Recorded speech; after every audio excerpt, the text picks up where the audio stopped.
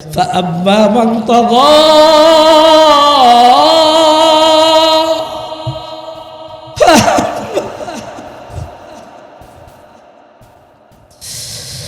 আল্লাহ কোন ভাষায় আমি বলবো, কোন ভাষা আমি বুঝাইবা, আমার কোনো ভাষা নাই। فأما من طغى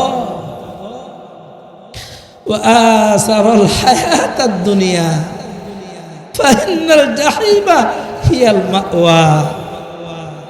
সূরাতুল মুদ্দাসসির 42 নম্বর আয়াত। মা সালাকাকুম ফি সাকর। জান্নাতি বাবা জাহান্নামী সন্তান তার মুখের দিকে তাকায় বলে, এরে কলিজার টুকরা আব্দুল্লাহ, কোনদিন তোরে দুনিয়াতে কষ্ট দেই নাই, তুই যা খাইতে চেয়েছিস তাই তোরে খাওয়াইছি, ব্র্যান্ডের কাপড় পরাইছি, ব্র্যান্ডের কাপড়, কোনদিন তোর নরমাল কাপড় পরাই নাই, আর তোর শরীরটা নষ্ট হয়ে যাবে এজন্য দূর দূরান্ত থেকে পাউডার দুধ খাওয়াই নাই, গাভীর দুধ খাওয়াইছি। আজকে তুই জাহান্নামে। ঘটনা কি? সন্তান কথা বলতে পারবে না, নিচের দিকে তাকায় থাকবে সন্তান। এরপরে স্বামী তাকায় স্ত্রীর দিকে তাকায় থাকবে, স্বামী বলবে, ওগো রাবিয়া বেগম, তুমি আজকে জাহান্নামের কাতারে কেন? ওই কাতারে তুমি কেন দাঁড়াইছো? তোমার সৌন্দর্য রক্ষার জন্যে কত দামি দামি মেডিসিন তোমার জন্য পাঠাইছি, যেন তোমার চামড়াটা নষ্ট না হয়ে যায়, তোমার চুলটা যেন নষ্ট না হয়ে যায়, তোমার গলার আওয়াজটা যেন নষ্ট না হয়ে যায়, কত দামি দামি খাবার খাওয়াইছি। আজকে তোমার এই চামড়াটা জাহান্নামের আগুনে জ্বলবে। فأما من طغى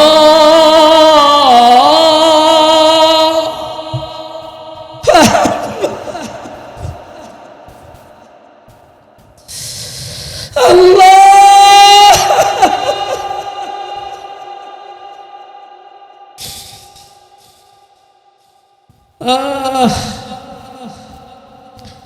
কোন ভাষায় আমি বলবো,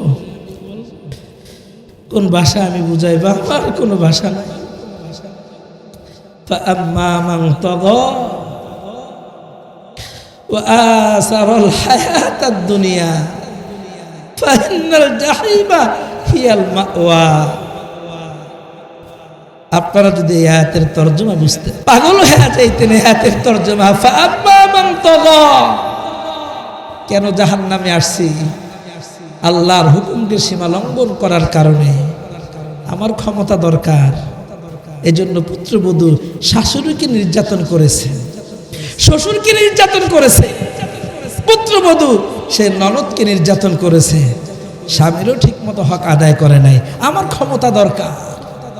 আল্লাহ পাক রব্বুল আলামিন নবীকে ডাক দিয়ে সুন্দর একটা শব্দ বললেন, ওয়াদাক্কির। 27 পারার 2 নম্বর পৃষ্ঠার 5 নম্বর লাইনে আল্লাহ নবীকে বলতেছেন, নবী ওয়াদাক্কির অর্থ কি? অর্থটা যখন বুঝবেন দিলের মধ্যে একটা শান্তি আসবে। না, আমরা এমন জায়গায় আসছি যেই জায়গায় রাসূল আসার জন্য বলেছেন। আল্লাহ পাক রব্বুল আলামিন নবীকে ডাক দেয়া বলেন, নবী ওয়াদাক্কির অর্থ হলো, এর অনেকগুলো তর্জমা, এর মধ্যে কয়েকটা তর্জমা করব, সময় যেহেতু সংক্ষিপ্ত। 1 নম্বর তর্জমা হলো, নবী আপনি আপনার উম্মতদেরকে ওয়াদাক্কির, আপনি ওয়াজ করতে থাকেন। আপনারা ওয়াজ শোনার জন্য আসছেন, আওয়াজ করে বলেন ঠিক না বেঠিক? আল্লাহ আসমান থেকে ডাক দিয়ে বললেন, নবী ওয়াদাক্কির, আপনি ওয়াজ করেন। 1 নম্বর তর্জমা হলো, নবী আপনি ওয়াজ করেন। ওয়াদাক্কিরের 2 নম্বর তর্জমা হলো, নবী আপনি নসিহত করেন। ওয়াদাক্কিরের 3 নম্বর তর্জমা হলো, নবী আপনি উপদেশ দেন। তাহলে আপনারা এমন জায়গার মধ্যে আসছেন যেই জায়গায় ওয়াজ হইতেছে, বাংলায় বলি ওয়াজ, 2 নম্বর বাংলায় বলি নসিহত, 3 নম্বরে বাংলায় বলি উপদেশ। তাহলে আমরা আল্লাহ পাকের নবী বলছেন, নবী আপনি ওয়াজ করেন, আমরা ওয়াজের ময়দানে আসছি। এরপরে আল্লাহ পাক বলেন, ফাইন্নাদ যিকরা, নবী আপনি ওয়াজ করেন, অবশ্যই ওয়াজের দ্বারা তানফাউল মুমিনিন, ওয়াজের দ্বারা যারা মুমিন এদের ফায়দা হবে। আওয়াজ করে বলেন না সুবহানাল্লাহ। নবীজি সাল্লাল্লাহু আলাইহি ওয়াসাল্লাম বললেন, আল্লাহ পাক রব্বুল আলামিন আমাকে বললেন ওয়াজ করার জন্য, আবার আল্লাহ পাকে বয়ান করলেন ওয়াজ করলে শুনলে লাভ হবে। আবার আল্লাহ পাকে লাস্টের শব্দে বললেন সবার ওয়াজ শুনলে কাজে লাগবে না, যারা মুমিন এরা ওয়াজ শুনলে আল্লাহ পাক মুমিনদেরকে ওয়াজের দ্বারা ফায়দা দিবে। আওয়াজ আওয়াজ করে বলেন সুবহানাল্লাহ। কেমন ফায়দা হবে? তাহলে এবার আমরা কোরআন হাদিস থেকে জেনে নেই মুমিন কাকে বলে। সবাই ওয়াজ শুনলে ওয়াজের মধ্যে ফায়দা হবে না, কারণ আল্লাহর নবী নামাজ পড়াইতেন, হযরত বেলাল আজান দিতেন, বেলালের আজানের পরে আমার নবী নামাজ পড়াইতেন। আমার নবীর ইমামতিতে হযরত বেলাল নামাজ পড়তেন। মুমিনদের মধ্যে বড় একজন মুমিন হযরত বেলালকে সিদ্দিক আকবর বলতেন। আমাদের সর্দারের নাম হলো হযরত বেলাল রাদিয়াল্লাহু তাআলা আনহুর। ঈমানে এত জোর ছিল, ঈমানটা এত পাকা ছিল, তার ঈমানটা পাকা থাকার কারণে আবু বকরের মতো মানুষ, বেলালের মতো মানুষকে সর্দার বলেছেন। আওয়াজ করে কন্যা সুবহানাল্লাহ। মুসলমান ভাইরা রে আমার, আল্লাহর নবীর সাহাবী হযরত আবু বকর, দ্বিতীয় আরেকজন হবে না। আবু বকর বলেন আমাদের সর্দার হলো বেলাল। আল্লাহর নবী দুনিয়াতে নাই, আল্লাহর নবীর পিছনে বেলাল আজান দিতেন, আর বেলাল নবীর পিছনে দাঁড়াইতেন, পাশে আবু বকর দাঁড়াইতেন, ওমর দাঁড়াইতেন, ওসমান দাঁড়াইতেন, আবার পাশে মাঝে মাঝে আব্দুল্লাহ বিন উবাই বিন সুলুল মুনাফিকের সর্দার, ওই মুনাফিকের সর্দারও রাসূলের পিছনে নামাজ পড়ত। দুঃখের কথা কোথায় বলবো রে মুসলমান, আল্লাহর নবীর পিছনে, আল্লাহর নবীর ইমামতিতে আবু বকরও নামাজ পড়তো, ঈমানটা বেড়ে গেছে। আব্দুল্লাহ বিন উবাই বিন সুলুলও আল্লাহর নবীর পিছনে নামাজ পড়তো। আব্দুল্লাহ বিন উবাই বিন সুলুলও মুসলমান, আবু বকরও মুসলমান। আল্লাহর নবীর কথা শুনে আবু বকর কান্না করে, আর আব্দুল্লাহ বিন উবাই বিন সুলুল সেও মুসলমান কিন্তু মুনাফিক। নবী কথা বললে মুনাফিক হাসে। এই জন্য আল্লাহ পাক বললেন নবী আমার, সবাইকে ওয়াজ করলে ফায়দা হবে না। দেখতে দেখা যায় মুসলমান, আসলে লোকটা মুসলমান ঠিকই কিন্তু মুনাফিক। মুনাফিকরা কোরআনের আওয়াজ শুনলে বিন্দু পরিমাণ কোনো ফায়দা হবে না। আওয়াজ করে বলেন কথা ঠিক কিনা?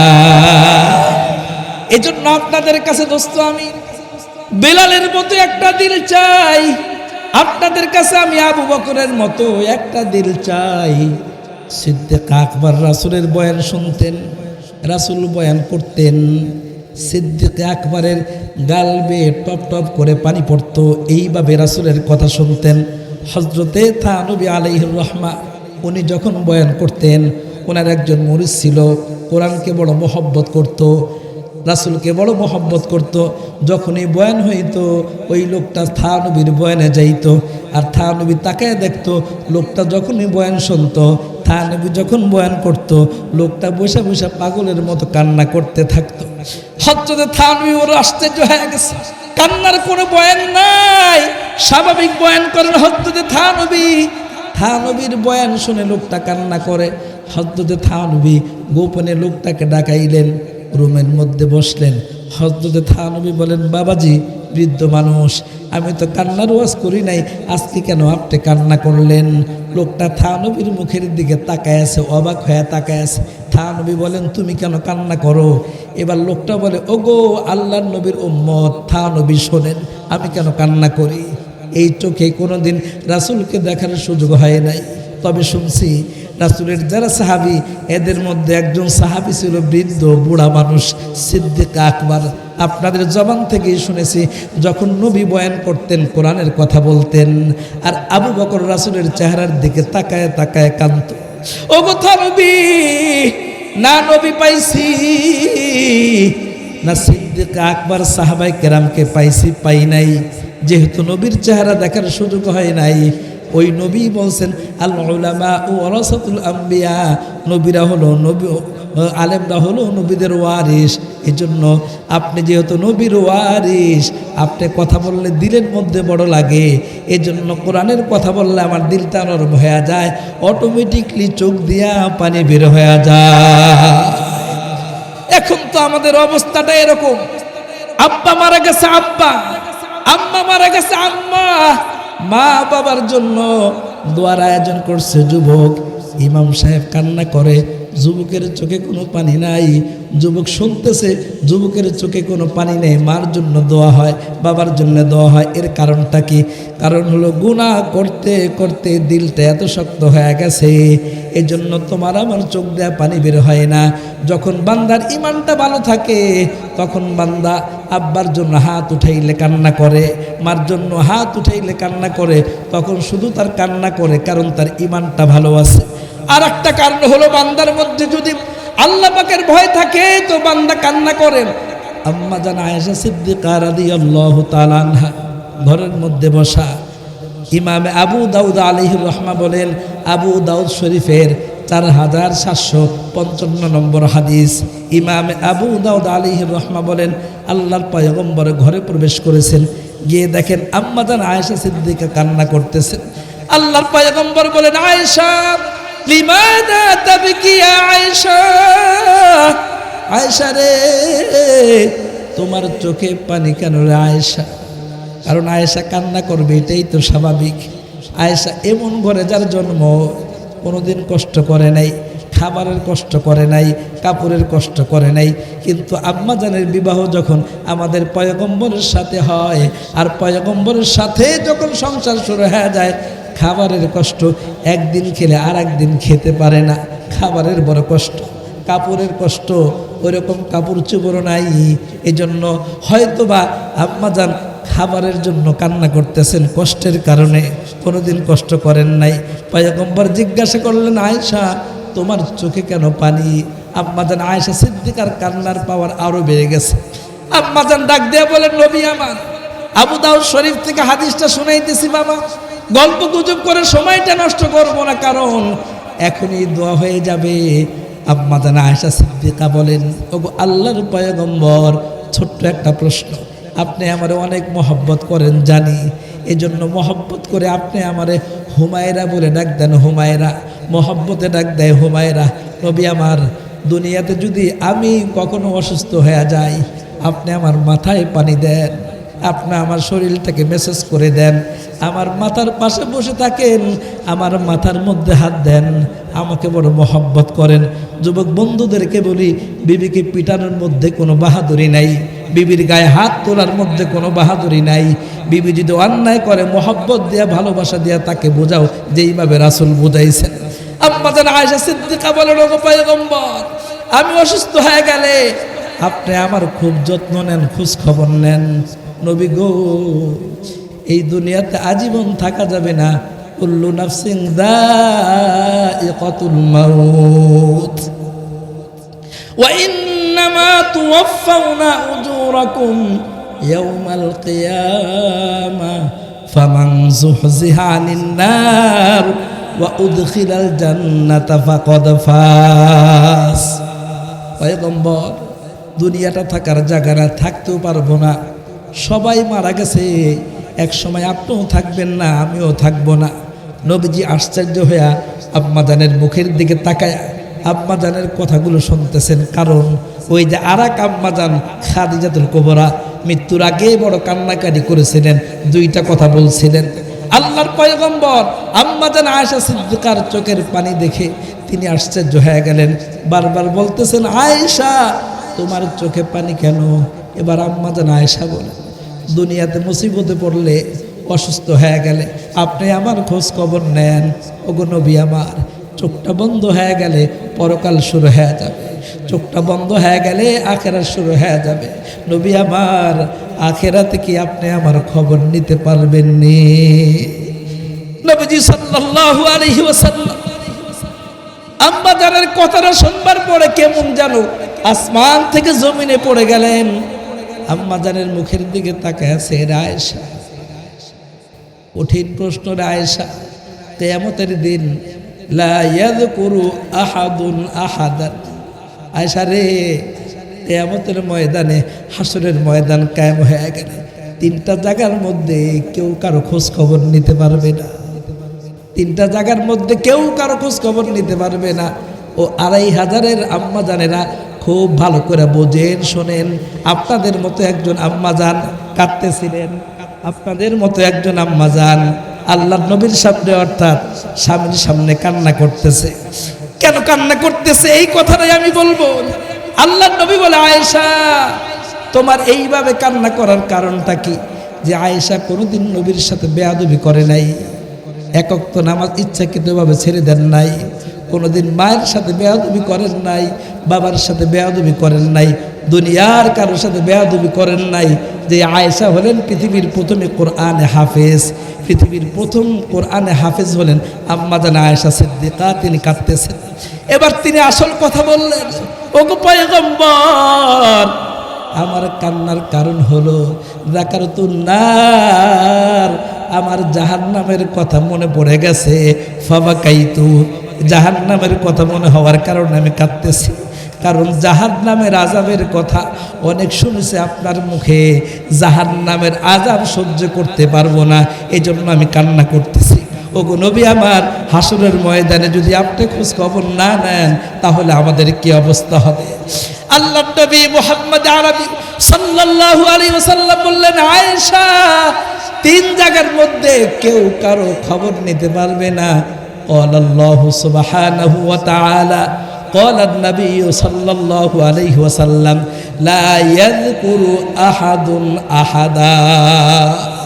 আয়েশা রে, তিনটা জায়গার মধ্যে কেউ কারো খোঁজ খবর নিতে পারবে না। এক নম্বর, ইনদাল মিজান, মিজানের পাল্লা যখন টান দেওয়া হবে, কেউ হবে জান্নাতি আর কেউ হবে জাহান্নামী। কারো আমলনামা কম থাকবে, কারো আমলনামা বেশি থাকবে, কারো গুনাহ থাকবে গুনাহ, কারো গুনাহের পাল্লা ভারী থাকবে। ফাআম্মা মান থাকুলাত মাওয়াজিনু ফাহুয়া ফি ঈশাতির রাদিয়া ওয়া আম্মা মান খাফফাত মাওয়াজিনু ফাউম্মুহু হাওিয়া। আল্লাহ বলেন, বন্ধু, নেকের পাল্লাটা যদি হালকা হয় ওই লোকটা যাবে জাহান্নামে, আর নেকের পাল্লাটা যদি ভারী হয় লোকটা যাবে জান্নাতে। নেকের পাল্লা হালকা হলে যাবে জাহান্নামে। আয়েশা রে, ওই মিজানের পাল্লার মধ্যে নেকি আর বদির পাল্লা, নেকি আর বদি টান দেওয়া হবে। যদি নেকের পাল্লা ভারী হয় তো সে পেরেশান মুক্ত। এজন্য মিজানের পাল্লার কাছে কেউ কারো খবর নিতে পারবে না। যদি আল্লাহ আমাকে খবর নেওয়ার সুযোগ দেয় তো আমি পারবো, কিন্তু কেউ পারবে না। মিজানের পাল্লাটা বড় মুসিবত, বড় কঠিন মুসিবত। হিসাবটা হয়ে যাওয়ার পরে মিজানের পাল্লার সামনে দ্বিতীয় জায়গা হলো আয়েশা, পুলসিরাতের কাছে কেউ কারো খবর নিতে পারবে না। কারণ পুলসিরাত লম্বা রাস্তা, হাজার হাজার বছরের রাস্তা। পুলসিরাত থেকে পড়ে গেলেই জাহান্নাম। মানুষ চিন্তা করে থরথর করে কাঁপতে থাকবে জাহান্নামের কাছে, থরথর করে কাঁপতে থাকবে পুলসিরাতের কাছে, কারণ পড়ে গেলেই তো জাহান্নাম। আর যদি কষ্ট করে পার হইতে পারে, আল্লাহর দয়া মায়া ছাড়া, রহমত ছাড়া পুলসিরাত পার হওয়া সম্ভব না। দ্বিতীয় জায়গার নাম হলো, নবী বলেন, যখন তোমার আমার আমলনামার মধ্যে হাতে দেওয়া হবে আমলনামা, ইকরা কিতাবাক ওয়া নুখরিজ লাহু ইয়াউমাল কিয়ামাতি কিতাবান ইয়ালকাহু মানশুরা। ইকরা কিতাবাক, আল্লাহ বলবে, বান্দা তোর আমলনামা তোর হাতে দেওয়া হলো, এবার তুই আমলনামা পড়। আমলনামা পড়ে দেখবে কোন কোন আল্লাহর বান্দা হাজার হাজার বছরের নেকি দেখা যায়, বান্দা দাঁড়ায় বলবে, আল্লাহ গো, আমি তো 60 বছর হায়াত পাইছি, এত নাকি কোত্থেকে আসলো? ফেরেশতারা বলবে, তোমরা ওই যে মাহফিল হয়েছিল, 5 গাঁও মাহফিল হয়েছিল, ওই মাহফিলে বসছিলানি? বলে, হ্যাঁ। ওই মাহফিলে বসার কারণে আল্লাহ পাক রব্বুল আলামিন তোমাকে ওই এক মাহফিলের কারণে 60 বছর নফল ইবাদত করলে যে সওয়াব হয়, মালিক তোমার ওই সওয়াবের মালিক বানায়া দিছে। দোস্ত, দোয়া হয়ে যাবে, একেবারে কাছে চলে আসছি। এই 3 জায়গার মধ্যে কেউ কারো খবর নিতে পারবে না। এজন্যই তো আল্লাহর হাবিব মুহাম্মদ আরবি যে আয়াতটা তেলাওয়াত করেছি, অনুখরিজু লাহু ইয়াউমাল কিয়ামাতি কিতাবান ইয়ালকাহু মানশুরা। আল্লাহ পাক রব্বুল আলামিন আমলনামা যখন বের করে দিবেন, এবার আমলনামাটা হয়ে যাওয়ার পরে কেউ হবে জান্নাতি আর কেউ হবে জাহান্নামী। ফারিকুম ফিল জান্নাতি ওয়া ফারিকুম ফিস সাঈর। কেউ জান্নাতি হবে, কেউ জাহান্নামী হবে। দুনিয়াতে মানুষ অনেক দলে বিভক্ত। কেউ আওয়ামী লীগ করে, কেউ বিএনপি করে, কেউ জাতীয় পার্টি করে, কেউ চরমনাই করে। আল্লাহ পাক বলেন, নবী উম্মতকে শোনায় দেন, দল হবে দুইটা, একটা জান্নাতীদের দল আর একটা জাহান্নামীদের দল। বলেন দল হবে কয়টা? উপরে হাতুরান কয়টা? হাতুরায় বলেন কয়টা? একটা জান্নাতীদের আর একটা জাহান্নামীদের। এবার আসে এই দুইটা কাতার হয়ে যাওয়ার পরে আজীব তাফসীর, সময় নাই। 9:30টায় বসলে আমি 11:30 পর্যন্ত আলোচনা করতাম, যেহেতু আপনাদের ফজরের নামাজের মুআমালা আছে। আমি আপনাদের ফজরের নামাজ কাজা করতে পারবো না, অনেকের কাজা হয়ে যাবে। আমি সারা রাত বয়ান করতে পারবো, সারা রাত তো জেগে আমার অভ্যাস আছে, কিন্তু আপনাদের তো অভ্যাস নাই। নীলফামারীতে বয়ানে গেলাম, সেখানে আমাকে বসাইছে 12:30টায়, বয়ান করছি 1:30টা পর্যন্ত। মাহফিল কমিটির আবদার, কিছু করার নাই। বিমান ভাড়াদা নিছে, বিমান টিকিট করে দিছে, ওনাদের কথা তো শুনতে হবে। এরপরে ফজরের নামাজ ওই মসজিদে পড়ছি, আমি পড়াইছি ফজরের নামাজ। এরপরে ফজরের নামাজের পরে বললাম, গতকালকে মুসল্লি হয়েছে কয় কাতার? বলে হুজুর 3 কাতার। আজকে কয় কাতার? কয় 1 কাতার। মুসল্লি কমছে না বাড়ছে? কমছে। তো ওয়াজ দিয়ে লাভ হয়েছে? আমি বারবার বলছি আমারে বসান, 11টায় বসেন, 1 ঘন্টা বয়ান করি। ওনারা বলে হুজুর আপনি ওয়াজ করবেন 1:30টা পর্যন্ত। রাগ করে 1:30টা পর্যন্ত ওয়াজ করছে, ফায়দা কি হয়েছে? ফায়দা হয় না। আল্লাহ তাআলা বোঝার তৌফিক দান করে, আমিন। আমি আপনাদের ওয়াজের বিরুদ্ধে না, শত্রু না, আমি তো ওয়াজ করি, কিন্তু আমি চাই এমন ওয়াজ হোক যে ওয়াজের দ্বারা মসজিদে ফজরের মুসল্লি বাড়ে। আওয়াজ করে এখন ঠিক না ঠিক? বলেন দল কয়টা? কয়টা? একটা জান্নাতি আর একটা। এবার 2টা দল হয়ে গেছে। যে আয়াতের তিলাওয়াত করেছি ওখান থেকে আলোচনা শুরু করি। মা সালাকাকুম ফি সাকর। 2টা দল হয়ে গেছে দোস্ত, একটা জান্নাতীদের আর একটা জাহান্নামীদের। যারা বসে রয়েছেন, কে জান্নাতি আর কেউ জাহান্নামী আমরা কেউ জানি না। আওয়াজ করে বলেন কথা ঠিক কিনা? কিন্তু এতটুকু বলতে পারি, বয়ানটা শোনার পরে, কোরআনের কথা শোনার পরে চোখটা যদি 2-1 ফোঁটা পানি পড়ে, তো চোখের পানি আলামত বহন করে লোকটার ইমানটা ভালো আছে। যেই জমিনে চোখের পানি পড়ে, যেই চোখটা আল্লাহর জন্য পানি পড়ে, এই চোখটাকে আল্লাহ জান্নাতের মেহমান বানায় দিবে। এই জন্য দোস্ত দোয়ার কাছেই চলে আসছে, একটু দিলটাকে নরম করে দিই। দল কয়টা? একটা জান্নাতীদের আর একটা জাহান্নামীদের। এবার 2টা কাতারও হয়ে গেছে, জান্নাতি আর জাহান্নামী। জান্নাতি কাতারে হয়তো বা আব্বা জান আছে, জাহান্নামের কাতারে হয়তো সন্তান দাঁড়ায় আছে। জান্নাতি কাতারে হয়তো স্বামী দাঁড়ায় আছে, জাহান্নামীদের কাতারে হয়তো স্ত্রী দাঁড়ায় আছে। জান্নাতি কাতারে ভাই দাঁড়ায় আছে, জাহান্নামের কাতারে বোন দাঁড়ায় আছে। এবার জান্নাতীরা দীর্ঘ সময় তাকায় থাকে, কলিজাটা ফেটে যাবে, হায় সন্তান তো আমার, আমি জান্নাতে আর আমার সন্তান জাহান্নামে, কি করেছে দুনিয়াতে।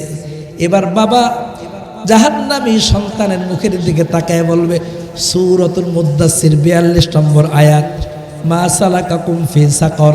জান্নাতি বাবা জাহান্নামী সন্তানটার মুখের দিকে তাকায় বলে, এরে কলিজার টুকরা আব্দুল্লাহ, কোনদিন তোরে দুনিয়াতে কষ্ট দেই নাই, তুই যা খাইতে চেয়েছিস তাই তোরে খাওয়াইছি, ব্র্যান্ডের কাপড় পরাইছি, ব্র্যান্ডের কাপড়, কোনদিন তোর নরমাল কাপড় পরাই নাই, আর তোর শরীরটা নষ্ট হয়ে যাবে এজন্য দূর দূরান্ত থেকে পাউডার দুধ খাওয়াই নাই, গাভীর দুধ খাওয়াইছি। আজকে তুই জাহান্নামে। ঘটনা কি? সন্তান কথা বলতে পারবে না, নিচের দিকে তাকায় থাকবে সন্তান। এরপরে স্বামী তাকায় স্ত্রীর দিকে তাকায় থাকবে। স্বামী বলবে, ওগো রাবিয়া বেগম, তুমি আজকে জাহান্নামের কাতারে কেন? ওই কাতারে তুমি কেন দাঁড়াইছো? তোমার সৌন্দর্য রক্ষার জন্যে কত দামি দামি মেডিসিন তোমার জন্য পাঠাইছি, যেন তোমার চামড়াটা নষ্ট না হয়ে যায়, তোমার চুলটা যেন নষ্ট না হয়ে যায়, তোমার গলার আওয়াজটা যেন নষ্ট না হয়ে যায়, কত দামি দামি খাবার খাওয়াইছি। আজকে তোমার এই চামড়াটা জাহান্নামের আগুনে জ্বলবে। ফাআম্মা মান তাগা,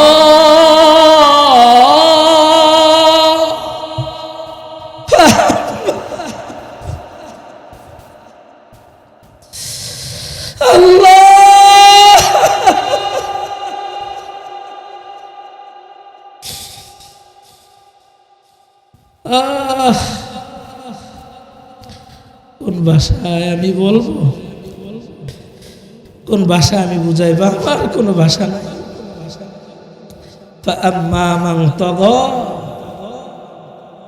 وآثر الحياة الدنيا فإن الجحيم هي المأوى। আপনারা যদি এই আয়াতের তরজমা বুঝতে পাগল হয়ে যাইতেন, এই আয়াতের তরজমা ফাআম্মা মান তাগা, কেন জাহান্নামে আসছি? আল্লাহর হুকুমকে সীমা লঙ্ঘন করার কারণে। আমার ক্ষমতা দরকার, এজন্য পুত্রবধূ শাশুড়িকে নির্যাতন করেছে, শ্বশুরকে নির্যাতন করেছে, পুত্রবধূ সে ননদকে নির্যাতন করেছে, স্বামীরও ঠিক মতো হক আদায় করে নাই। আমার ক্ষমতা দরকার। ফাআম্মা মান তাগা ওয়া আথারাল হায়াতাদ দুনিয়া, আখিরাতকে বাদ দিয়ে দুনিয়াকে প্রাধান্য দিয়েছে। আমাদের দেশের এক যুবক, অল্প বয়স, ওসমান হাদি, কি অপরাধ তার বলেন? কি অপরাধ বলেন তো? শুধু এতটুকুই তার অপরাধ, সে হক কথা বলছে, সঠিক কথা বলছে। ওসমান হাদি আজকে হক কথা বলার কারণে ওসমান হাদির মাথায় গুলি লাগছে। আমি হক কথা বললে আমার মাথায় যে গুলি লাগবে না, এর কি গ্যারান্টি আছে? আমিও এখানে কোরআনের সঠিক ব্যাখ্যাটা সঠিকভাবে করে গেলে আমারও যাইতে কষ্ট হবে। দোস্ত, দুনিয়ার এই লোভে পড়ে, লালসায় পড়ে, একটা চেয়ারের জন্য, একটা এমপি হওয়ার জন্য, একটু ক্ষমতা থাকার জন্য তুই এক মার বুক খালি করে দিলি, মাথায় গুলি চালায় দিলি। আরে বেটা, তুই কি মরবি না? তোর কি কবর নাই? আমার মনে হয় বাংলাদেশের মতো দ্বিতীয় আর একটা দেশ নাই যেই দেশে এরকম মানুষের নিরাপত্তাহীনতা, মানুষ টাকা নিয়ে রাস্তায় হাঁটতে পারে না, মানুষ ভালো গাড়ি নিয়ে রাস্তায় চলতে পারে না, মানুষ ইচ্ছাকৃতভাবে রাতের গভীরে হাঁটতে পারে না। কারণ কি রে ভাই? বাংলাদেশের মানুষ আল্লাহকে ভুলে গেছে। কবর নামে একটা দুনিয়া আছে, ওটাকে ভুলে গেছে। ওই কবর ভুলার কারণে, আল্লাহকে ভুলার কারণে আজকে আমাদের এই অবস্থা। এবার স্বামী স্ত্রীকে বলবে, এত দামি দামি মেডিসিন তোমাকে কিনা দিছি, আজকে তোমার চামড়া জাহান্নামে জ্বলবে। কারণ ওই কাতারটা হলো জাহান্নামীদের আর এই কাতারটা হলো জান্নাতীদের। সন্তান আব্বাকে বলতে থাকবে, আব্বা আপনি তো আমার জন্য কম করেন নাই, চেষ্টা করছেন, নামাজের সময় জাগায় দিছেন, জুমার দিন নামাজের জন্য ডাকছেন, আমি নামাজে যাই নাই। আব্বা মারছে, আমি নামাজে যাই নাই, আম্মা বকা দিছে। শুধু তাই না, তবলিগওয়ালারা মানুষের বাড়ি বাড়ি ঘরে গিয়ে গিয়ে নামাজের কথা বলছে, আমরা শুনি নাই। এবার জাহান্নামীরা বলবে, ও গো আব্বা, ক্বালু লাম নাকু মিনাল মুসাল্লিন। আব্বা গো, আমার জাহান্নামে আসার প্রথম কারণ হলো দুনিয়াতে আমি নামাজে ছিলাম না, এই কারণে আমি জাহান্নামে আসছি। স্ত্রী এবার স্বামীর মুখের দিকে তাকায় বলবে, ও স্বামী, তোমার টাকা পয়সার কোনো কমতি ছিল না, 50 সেট 100 সেট প্রত্যেক ঈদে ঈদে কাপড় নিতাম, তোমার জন্য কাপড়ের অনেক কাপড় তুমি আমারে কিনা দিছো, কিন্তু আমি তোমার টাকা খাইছি, সব কিছু করছি, আজানটা হয়ে গেলে ঘুমায় গেছি, রাত্রভর মোবাইল চালাইছি, টিকটক করছি, ফেসবুকে চ্যাটিং করছি, ফজরের নামাজ পড়তে পারি নাই গো স্বামী। ফজরের নামাজটা না পড়ার কারণে আল্লাহ আজকে আমার জাহান্নামের মেহমান বানায় দিছে। জোরে জোরে বলেন না নাউজুবিল্লাহ। এই জন্য দোস্ত, সবক দেওয়া যায়, জাহান্নামীদের প্রথম কথা হবে নামাজি ছিলাম না। ক্বালু লাম নাকু মিনাল মুসাল্লিন, এটা আমার জবানের কথা না, মালিক বলছেন সূরাতুল মুদ্দাসসিরের 43 নম্বর আয়াত, আমি নামাজে ছিলাম না। জাহান্নামীরা বলবে আমরা নামাজে ছিলাম না, এজন্য আমরা জাহান্নামে আসছি। পরের কথা বলবে ওয়ালাম নাকু নুতঈমুল মিসকিন, আমরা দুনিয়াতে গরিব মানুষদেরকে খাবার খাওয়াইতাম না, এজন্য আজকে আমরা জাহান্নামে আসছি। ও পদ্মার আলের মাগো, তোমার আমার টেবিলে কত খাবার নষ্ট হয়ে যায়, পচে যায়, আর কত গরিব মানুষ না খেয়ে থাকে, কোনো খোঁজ খবর নিতে পারি না। শোনো তাহলে, জমানার বড় মুহাদ্দিস আব্দুল্লাহ ইবনে মুবারক, অনেক বড় আলেম, তিনি নিয়ত করলেন নফল হজে যাবেন, ফরজ হজ না, নফল হজে যাবেন। এই জন্য এলান করে দিলেন আব্দুল্লাহ ইবনে মুবারক নফল হজের জন্য যাবে, কে কে তোমরা যাইবা তৈয়ার হও। আব্দুল্লাহ ইবনে মুবারক অনেক বড় আলেম, তার সাথে হজে যাওয়া তো কপালের ব্যাপার, তবে হজটা হইতে হবে নফল হজ, ফরজ হজ না। যারা একবার হজ করছো ঠিক আছে, এরকম মানুষ আমার সাথে যাইবা, কে কে যাইবা হাত উঠাও। এবার আব্দুল্লাহ ইবনে মুবারক হজের সামানা তৈরি করলেন, টাকা পয়সা নিলেন, হজের সফরে তিনি রওনা হয়ে গেলেন। হজের সফরের জন্য একজন আমির দরকার। আব্দুল্লাহ ইবনে মুবারক ছিলেন আমির, তিনি হইলেন সবার পিছনে। যারা তবলিগ করেন তারা বুঝবেন, আমির পিছনে এরা আবার সামনে থাকে। আব্দুল্লাহ ইবনে মুবারক পিছনে পিছনে হাঁটতেছেন। হঠাৎ করে সফরের মধ্যে ওই কাফেলার একটা মুরগি মারা গেছে। আল্লামা তাকি ওসমানী এই ঘটনা তার কিতাবের মধ্যে লেখেন। এখনও তিনি জীবিত আছেন। পাকিস্তানের প্রধান বিচারক আল্লামা তাকি ওসমানী, অনেক বড় আলেম, উনি এই ঘটনা লেখছেন। আব্দুল্লাহ ইবনে মুবারক পিছনে পিছনে হাঁটতেছেন। হঠাৎ করে কাফেলায় একটা মুরগি মারা গেছে, কিন্তু মুরগিটা ফালাবে কোন জায়গায়? যেন তেন জায়গায় ময়লা ফালানো যাবে না, এটাই হলো মুসলমানের আদর্শ। আব্দুল্লাহ ইবনে মুবারক বললেন, এমন জায়গায় ময়লা ফালাও যেখানে ময়লা মানুষ ফালায়, রাস্তার এখানে সেখানে ময়লা ফালানো যাবে না। আব্দুল্লাহ ইবনে মুবারক এই কথা বলার পরে এখন ডাস্টবিন তালাশ করা হইতেছে। ডাস্টবিন পাওয়া গেছে। ডাস্টবিনের ভিতরে একজন এসে নির্দিষ্ট জায়গায় মরা মুরগিটা ফেলে দিলেন। আমরা তো দেখি আপনারা এদিক সেদিক যেখানে কলার সিল্কে ফালায় রাখেন, ময়লা ফালায় রাখেন, এটা আদর্শ না। আব্দুল্লাহ ইবনে মুবারক বলেন, যেই জায়গায় ডাস্টবিন আছে ওই জায়গায় ময়লাটা ফালায় দাও। এবার ডাস্টবিন পাওয়া গেছে, মরা মুরগিটা ডাস্টবিনের মধ্যে ফেলে দিয়েছে। আলোচনা লম্বা হবে না, এখনই শেষ করে দিব, যেহেতু আলোচনাটা শুরু করছে একটু শেষ করে দে। আবার আপনারাই বলবেন যে কেমন হুজুর আনলেন, বয়ান করছে 20 মিনিট, 20 মিনিটই দরকার ছিল। এরপরে আব্দুল্লাহ ইবনে মুবারক রহমতুল্লাহি আলাইহি, খারাপ লাগতেছে বাবা? আমি কি রাজনীতি আলোচনা করতেছি, গীবত করতেছি? আমার অভ্যাস নাই, আমি পারি না এগুলো বলতে। আমার আপনার রাজনীতির জন্য এখানে দাওয়াত দেন নাই, গজল গাইতেও দাওয়াত দেন নাই, দাওয়াত দিয়েছেন কোরআন হাদিস থেকে আলোচনা করার জন্য। এই জন্য চেষ্টা করতেছি, বাদ বাকি কবুল করার মালিক আল্লাহ। সামনে বছর আমার দাওয়াত দেওয়া দরকার নাই, তবে আমি ওই বুকুচুকু কথাও বলতে পারবো না। 2 বছর আপনারা চেষ্টা করছেন, পারেন নাই, ডেট মেলে নিয়ে আসি নাই।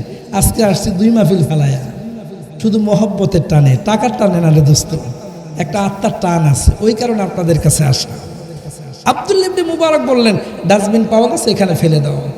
ডাস্টবিনে মুরগি ফেলে দেওয়ার পর আব্দুল্লাহ ইবনে মুবারক তো পিছনে, হঠাৎ করে খেয়াল করে দেখলেন 7 বছরের একটা মেয়ে মানুষ, ও দৌড়ে এসে ডাস্টবিন থেকে মরা মুরগিটা নিয়ে ওড়নার নিচে ঢুকাইছে। বলেন মেয়েটার বয়স কত? কথা বলেন। আব্দুল্লাহ ইবনে মুবারক এই দৃশ্য দেখার পরে তিনি আশ্চর্য হয়ে গেছে। আবার ওই দিকে মেয়েটার পোশাক দেখে মনে হয়, মেয়েটা মনে হয় মুসলমান। পোশাক দেখে কি মনে হয়? মেয়েটা মনে হয় মুসলমান। কিন্তু আমি বুকে হাত দিয়ে বলি তো, আমাদের মেয়েদের পোশাক দেখলে মুসলমান এরকমটা মনে হয়? আওয়াজ করে বলেন বাবা। মেয়ে আপনাদেরও আছে, আমারও একটা মেয়ে আছে, একটাই মেয়ে, 3টা সন্তান, 2 জন মালিক নিয়ে গেছেন, একজন মালিক হাদিয়া দিচ্ছে। আমার মেয়েটাও মাঝে মাঝে দুষ্টামি করে, চাই দুষ্টামি করতে, বয়স 12-13 বছর, কিন্তু বলি মারে এই দুনিয়াটা দুষ্টামি করার জায়গা না, বুঝাইতে চেষ্টা করি। এরপরে বাসা না থাকলে কিছু দুষ্টামি হয়ে যায়। আব্দুল্লাহ ইবনে মুবারক চিন্তা করলেন, পোশাকে তো মনে হয় মেয়েটা মুসলমান। সুবহানাল্লাহ কইবেন না?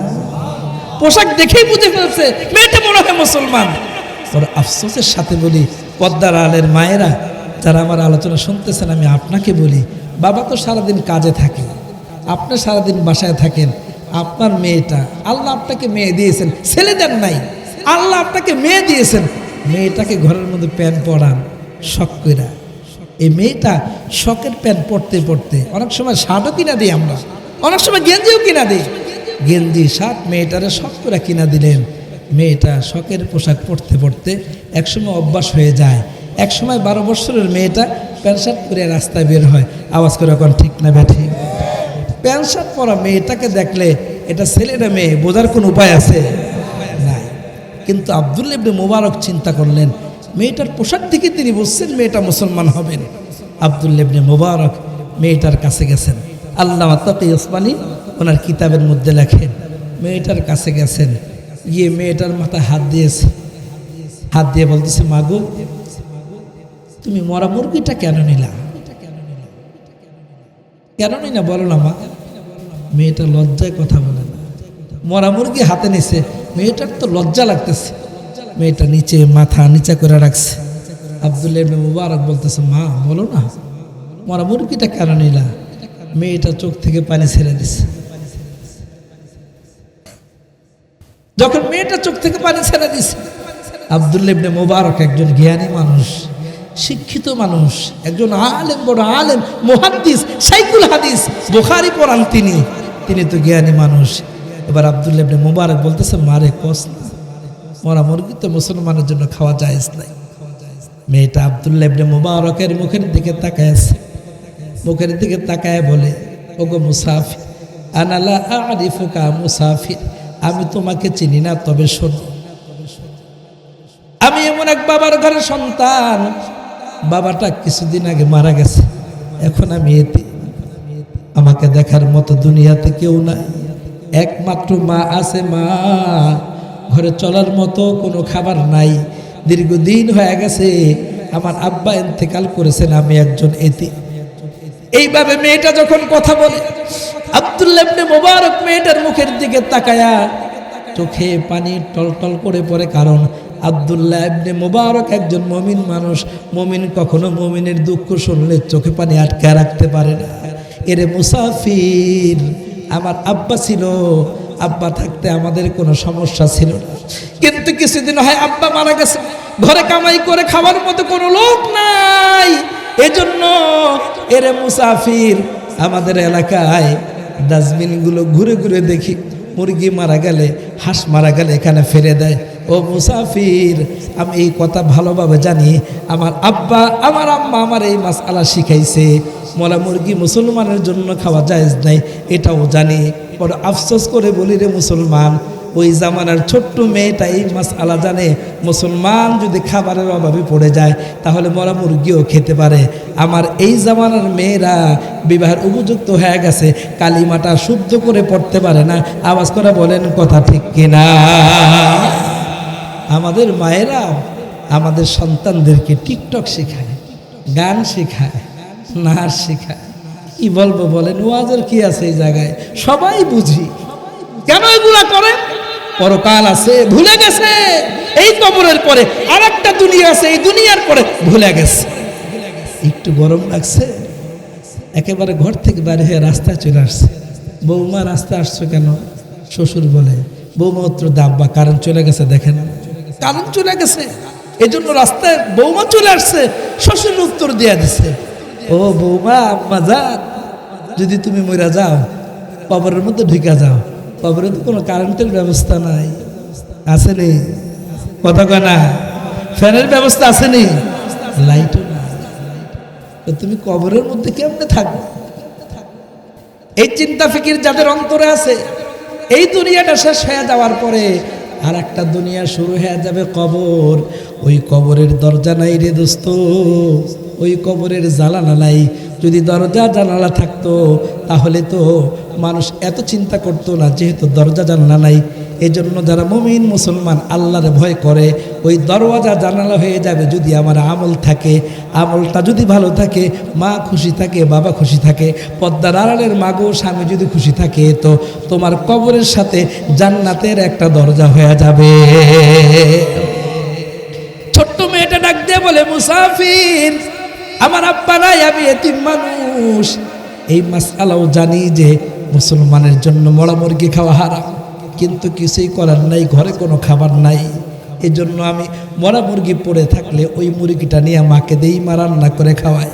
আব্দুল্লাহ ইবনে মুবারক কষ্টের এই কাহিনী দেখে এসে হজের কাফেলা থামায়া দিলেন। এই তোমরা একসাথে হও, টাকাগুলো কার কাছে? আমার কাছে নিয়ে আসো। এবার টাকা নিয়ে আসছে, এখানে জমা রাখো।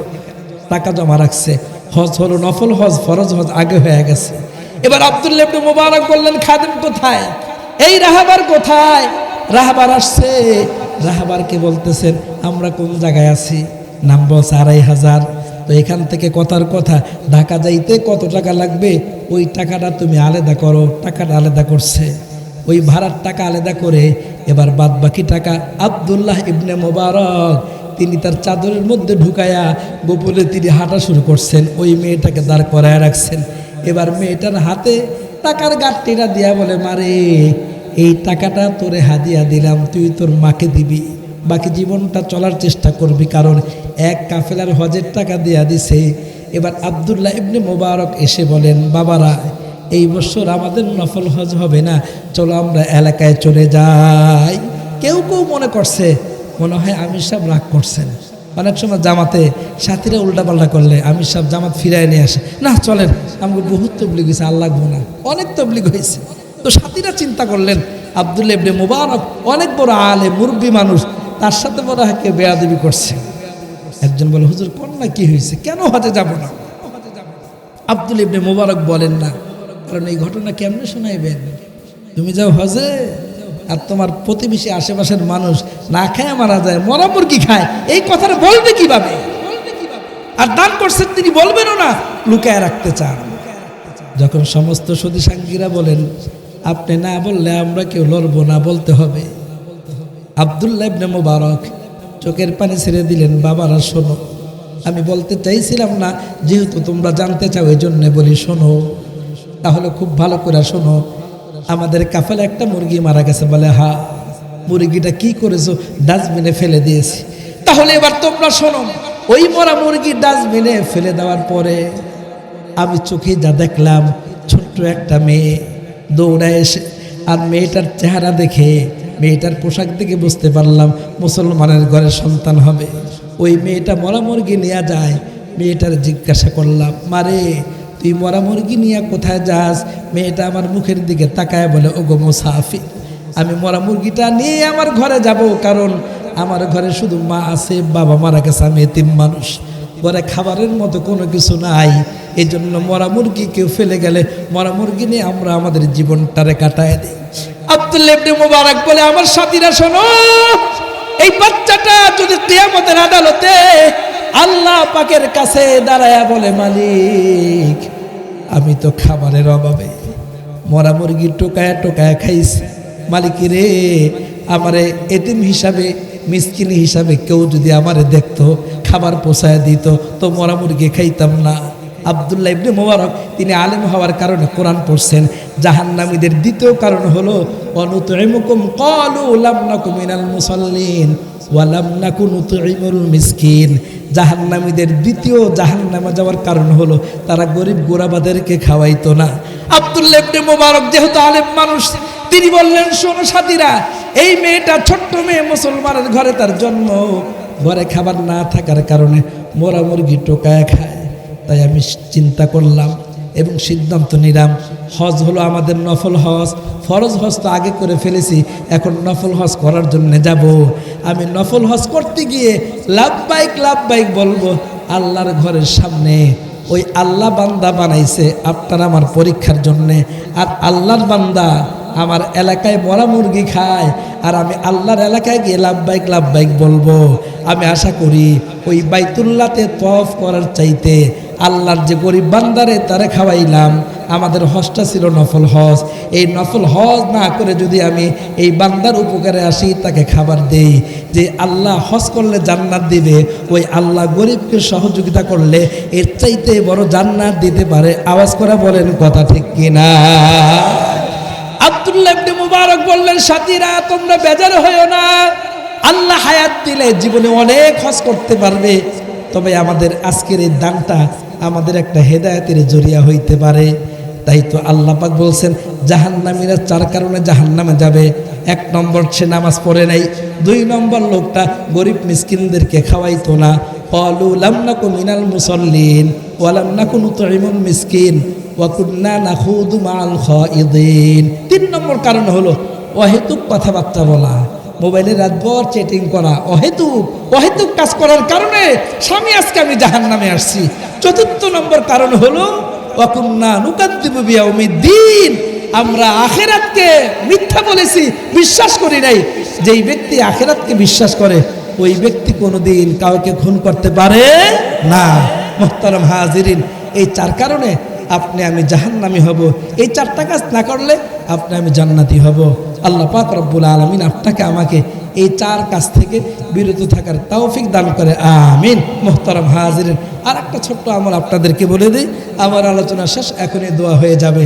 আমরা যারা 4টা জিনিস চাই, 1 নম্বর লম্বা হায়াত যারা পেতে চাই, 2 নম্বর অনেক টাকার মালিক যারা হইতে চাই, 3 নম্বর সমাজে সবার কাছে সম্মান চাই, 4র্থ নম্বরে মরার পরে আল্লাহর জান্নাতে যেতে চাই।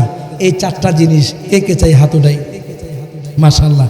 আবার বলছেন 1 নম্বরে লম্বা হায়াত, 2 নম্বরে ইজ্জত, 3 নম্বরে দুনিয়াতে অনেক টাকার মালিক, 4র্থ নম্বরে আল্লাহর জান্নাত।